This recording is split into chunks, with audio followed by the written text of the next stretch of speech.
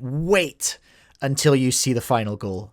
You will fill your pants up. Let me hit you with some thoughts, because I have some thoughts, right? Again, I'm going to reiterate, love the WCA, love what it does. I am, as everyone knows, a very, very, very old man, and I have been involved in various organizations. I've been the CEO of a charity, which is a not-for-profit. I am on boards, and I've been on boards a lot, so I know the challenges they're up against in terms of just managing volunteers, and the stuff they get done is genuinely staggering. It's incredible. They are clearly a very, very functional organization, which is doing very, very well, and we love them for that. So what I wanted to do is have a look through this document here, which is the WCA Vision and Strategy, which was published in 2021.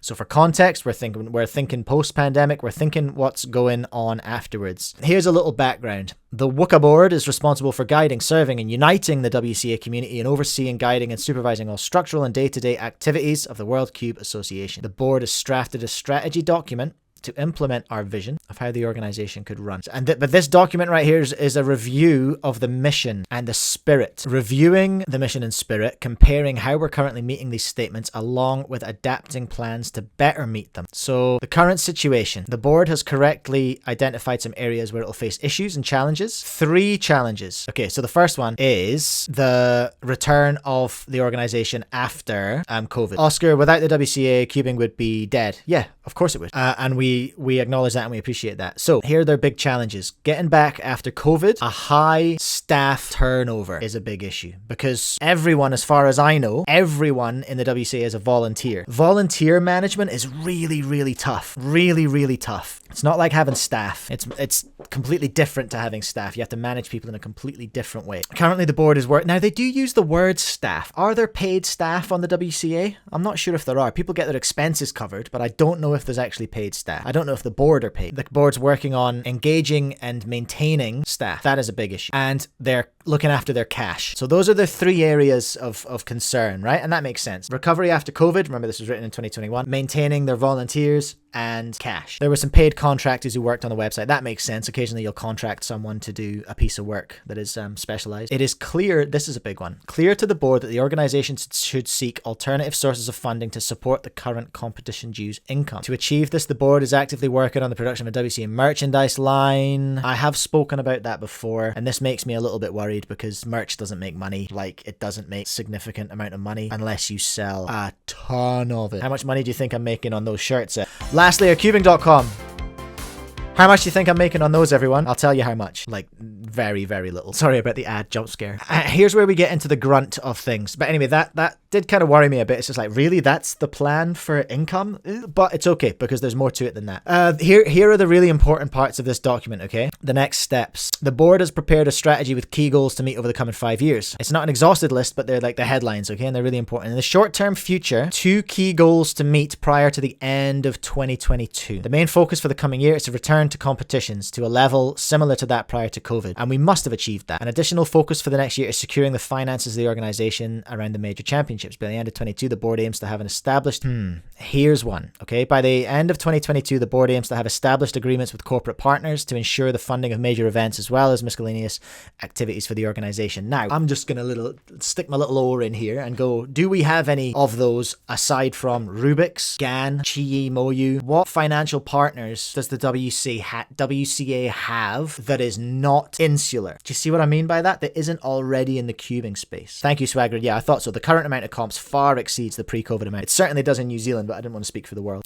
So that's their plan for the short term. Yes, makes sense. Very, very good. They have nailed the amount of comps. I don't know about the contracts. I feel the need to say again, I love the WCA. I do. I really, really do. I'm worried. I think I'm worried. Medium-term future. This is really interesting, and something I hadn't realized. Looking further ahead, the board has 3 more key goals for the organization to meet by the end of 2024. So that's this year.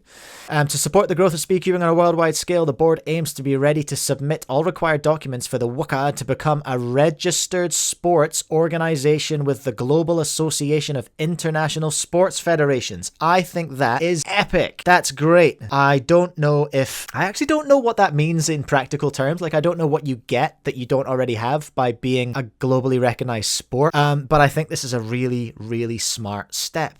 And I suppose it's a strategic step because it puts you in place for this next part, which is getting strong partnerships with other entities entities that can provide support for the promotion of speedcubing. With this, the board aims to have a strong financial position for the organization, which is resistant to events which may impact the income stream. Finally, the board sees the organization in a position where it is actively able to assist the organization of competition in countries which may currently have little representation. That's very admirable. Oscar, they've had grants from governments to run events. I can see that happening.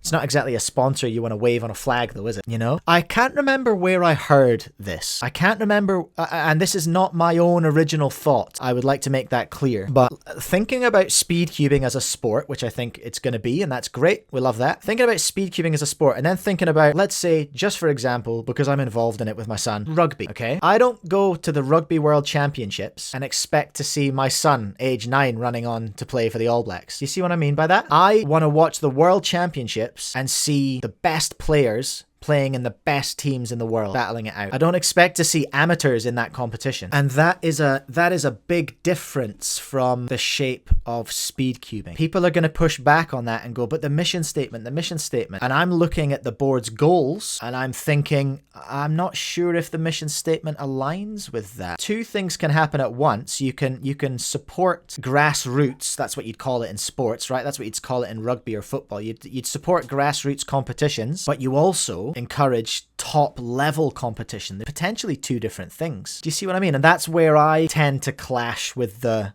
mission statement and go, I don't think this is helping necessarily. It's helping to create more competitions and it's doing great stuff, obviously. But is it doing what we need to do to actually get to that next level? I got a couple of chats coming in here. When Red Bull ran the Rubik's World Cup, did they do anything to help the WCA's finances? Well, here's what happened, right? Red Bull came in and said, I want to do a World Championships.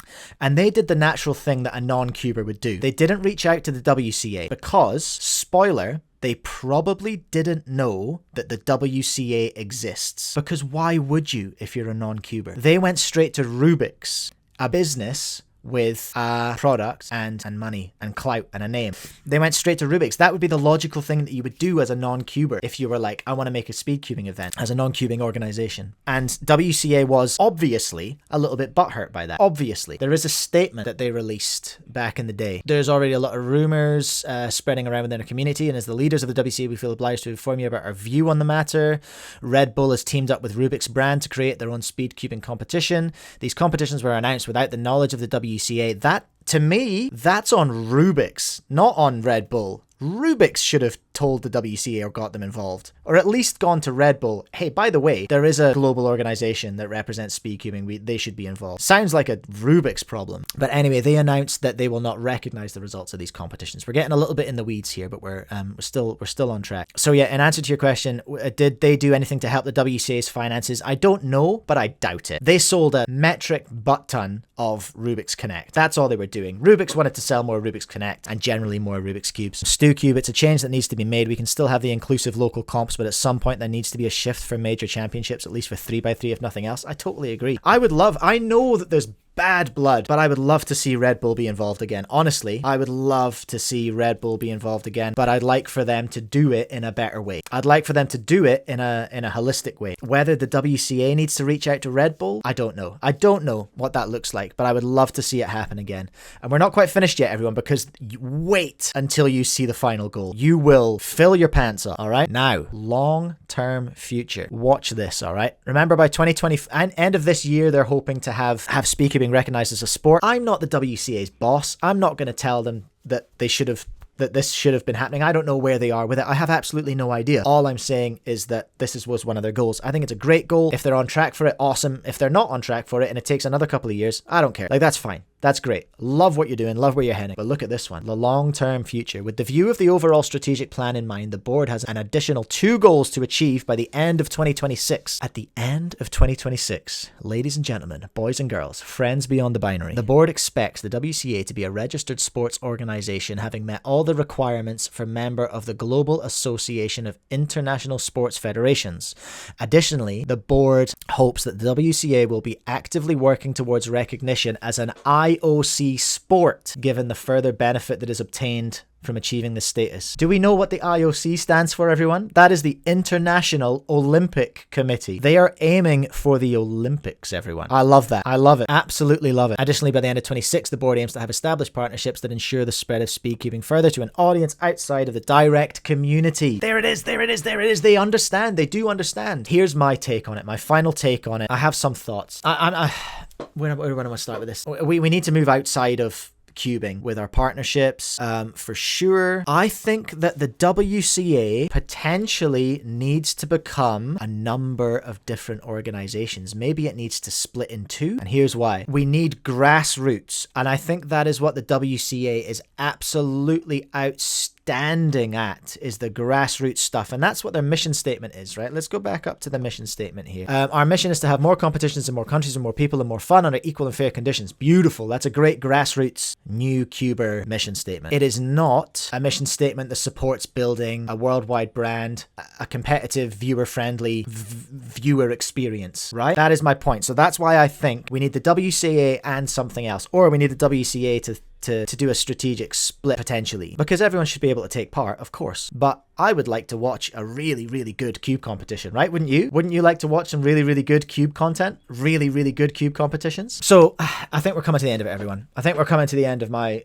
TED Talk. Thank you so much, Swagrid, for making this video and launching us into all this, because it's really big, interesting conversations to have. I'm going to reiterate as well that I love the WCA. I love what they do. They are great. And all the volunteers, all the volunteer delegates, everyone who is dealing with competitions all around the world all the time, you are all incredible, and I love you, and I love your work, and I love your dedication to our sport. I'm going to call it that because it's going to be that when the WCA does that form or whatever 2024 goal. But I wonder if the organization in its current form can support the dreams it has of being, you know, a top tier sport. Someone said something, I wouldn't watch cubing if I wasn't a cuber myself. No, but how do you think I started watching rugby? It wasn't because I was playing it, it's because my mates were watching it. And, you know, my mates and I all have different interests. We are all curious about the things that we watch, you know? My mate's really into ice hockey, which is an insane game. But, you know, I'll hit him up, what you doing this weekend? And he'll say, oh, playoffs. I'm going to watch the playoffs. And I'll be like, oh, sweet. Yeah, that sounds fun. I'll come around and watch that. Because it's a good spectator sport. It's fun. It's not because I'm already an ice hockey pro. I don't watch sports because I'm already pro at them. Think about the Olympics. Think about how we all become experts in niche sports at the Olympics. That's the end of my my TED Talk, everyone.